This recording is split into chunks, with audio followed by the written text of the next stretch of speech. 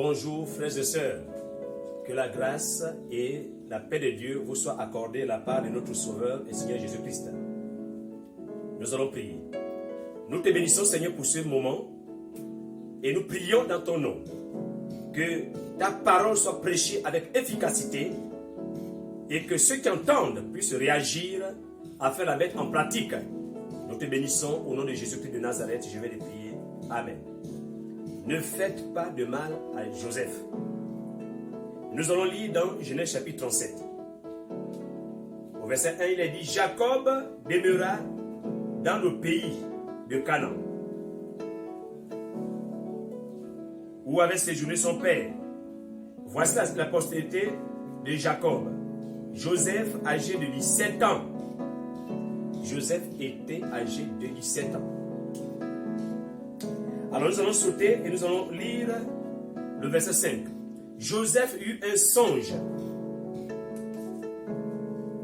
et il le raconta à ses frères qui le haïrent encore davantage. Il leur dit, écoutez donc ce songe que j'ai eu. Nous étions alliés des gerbes au milieu des champs. Et voici ma gerbe se leva et se tint debout. Et vos gerbes l'entourèrent et se prosternèrent devant elle. Ses frères lui dirent, est-ce que tu régneras sur nous? Est-ce que tu nous gouverneras? Et ils le haïrent encore davantage, à cause de ses songes et à cause de ses paroles. Il eut encore un songe, et il le raconta à ses frères. Il dit, j'ai eu encore un songe, et voici le songe. La lune et 11 étoiles se prosternaient devant moi. Il le raconta à son père et à ses frères. Le soleil, la lune et 11 étoiles se prosternaient devant moi. Il le raconta à son père et à ses frères. Son père le réprimanda et lui dit, que signifie ce songe que tu as eu?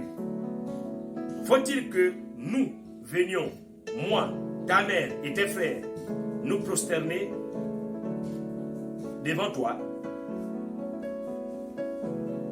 Joseph est cet enfant, je peux dire, qui est aimé par son père, mais qui est mal aimé par ses frères. Joseph, c'était un visionnaire. Souvenons-nous que la Bible dit que quand le Saint-Esprit arrivera, les jeunes gens auront des visions. Les jeunes que Dieu utilise ont des visions. Et souvent, ce sont des visions atypiques. Nous voyons le cas de Joseph qui a 2 songes. Et il y a un songe où sa gerbe est au milieu et les 11 gerbes de ses frères sont autour et se prosternent devant lui. Ça, c'est un songe. L'autre, c'est maintenant le soleil, la lune et 11 étoiles qui se prosternent devant lui. Ils étaient 12 et donc tous ses frères devaient se prosterner devant lui. Joseph est cet enfant qui voit loin. Et pour aller loin, Joseph le vit déjà dans ses visions et ses songes.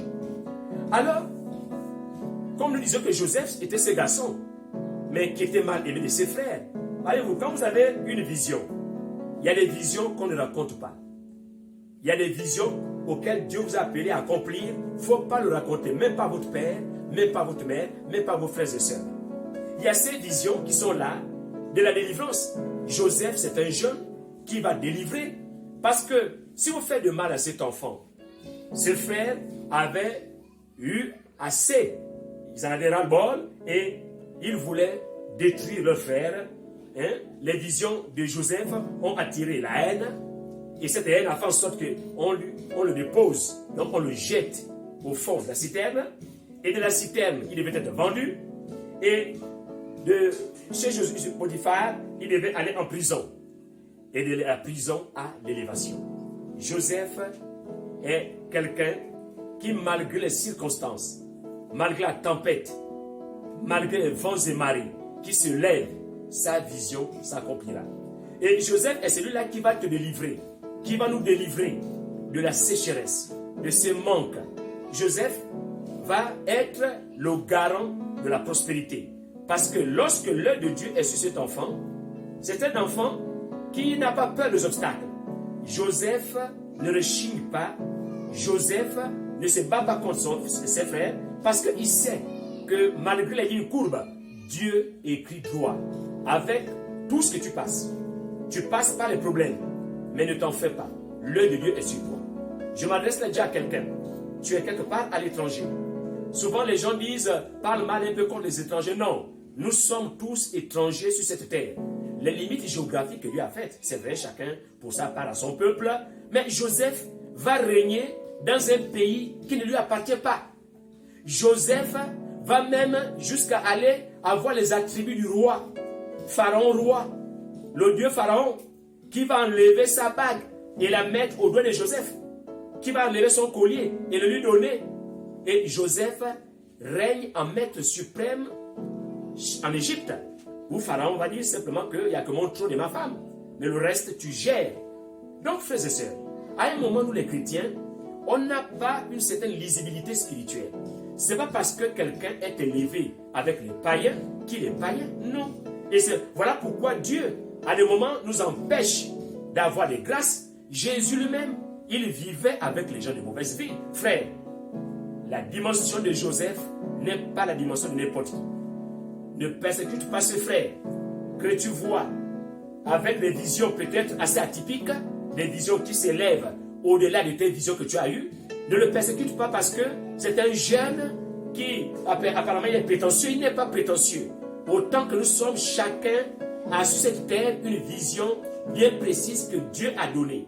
Et il accomplira. Il y en a qui ont des visions que pour sortir leur famille de la famine. D'autres ont pour vision de sauver tout un peuple, comme un homme comme Jephthé, qui a sauvé tout le peuple.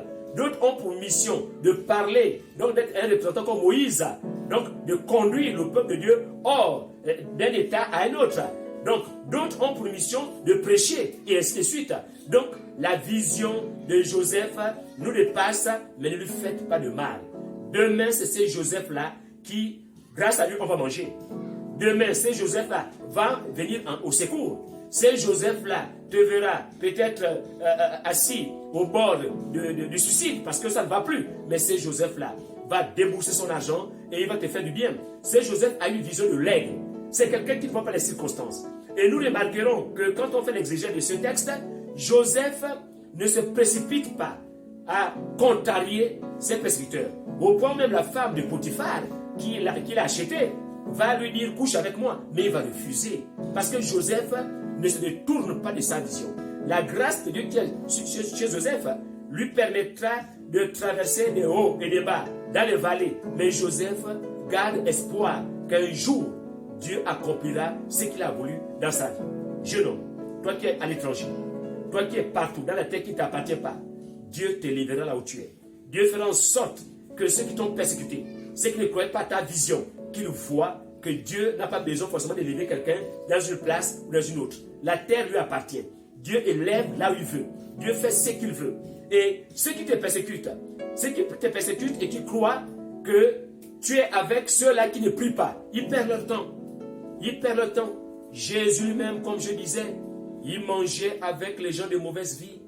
Et il disait que je ne suis pas venu pour les bien portants, mais je suis venu pour les malades. Les malades, on ne les trouve pas forcément dans l'église. Tout le monde est éclairé par la parole. Mais il y a des sphères que les chrétiens doivent pénétrer. Les affaires, les sphères des affaires, les sphères de la politique, et ainsi de suite, pour éclairer. Il ne suffit pas seulement de parler. Il faut aller dans ces sphères. Dieu t'a mis là-bas pour que tu éclaires. Dieu t'a mis là-bas pour que les gens voient comment la gloire de Dieu, la lumière de Dieu soit en toi. Dieu t'a mis là-bas pour sauver tes frères. Quand tu es là-bas, il ne faut pas faire comme cette jeune dans la Bible, Esther, où Mardoché disait que mais, tu es là-bas, tu ne peux pas nous sauver, mais sache que si on nous détruit, on te découvrira, on va se détruire. Pendant ce temps, en tout cas, toi qui es là-bas, il faut penser aux autres. La mission que tu as, c'est d'aller dans les hauteurs afin de sauver même ceux qui te persécutent. Parce qu'ils reconnaîtront ta grandeur quand tu seras élevé. Pour le moment, tu ne comprends pas.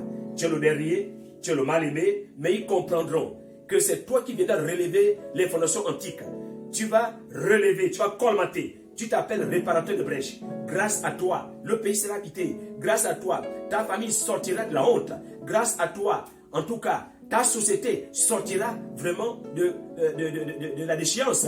Grâce à toi, ce que tu as, les dons que tu as, malgré qu'on t'a négligé, ne regarde pas cela. Regarde là où Dieu t'amène. Parce que tu es Joseph et tu es l'espoir. Tu es Joseph, la grâce de Dieu est sur toi. Tu es Joseph et c'est toi qui vas délivrer. Tu es le sauveur. Que Dieu vous bénisse. Partagez cette vidéo. Que Dieu vous bénisse. Je vais prier pour toi.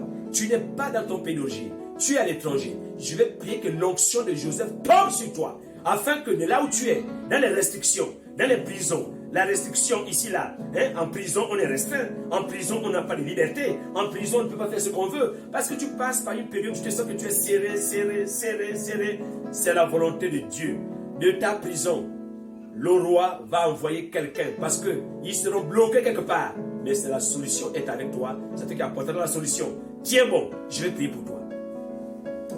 Seigneur, au nom de Jésus de Nazareth, je prie pour Joseph qui m'entend quelque part. Joseph, cet enfant atypique qui a des songes apparemment disproportionnés. Mais je crois que ces songes sont divins. Ça vient du ciel. Ces songes ne sont pas de la terre. Quelqu'un qui va quitter son pays, pas dans la voie normale, en le vendant, mais qui va aller régner dans un pays où il y a un homme Dieu qui s'appelle Pharaon. Seigneur, je prie que ce jeune homme qui m'entend, qui est quelque part à l'étranger, que l'onction de Joseph tombe sur toi et que là-bas, ceux-là qui cherchent la solution sachent qu'il y a un jeune qui est là, qui peut nous apporter ce dont nous avons besoin. Seigneur, je prie pour cet enfant, protège-le, cache-le sous ton sang. Il n'a pas pris en lui, mais c'est lui le sauveur, c'est lui qui va délivrer sa famille, il va délivrer également sa société, il va délivrer son pays. Je prie que ce jeune homme qui m'entend, qu'il soit vraiment béni de l'Éternel, afin que lorsque ces choses s'accompliront dans sa vie, il saura que la main de Dieu est sur lui. Parce qu'il ne cherchera pas, on viendra le chercher. On vient te chercher mon fils. Que Dieu te bénisse au nom de Jésus-Christ. Amen.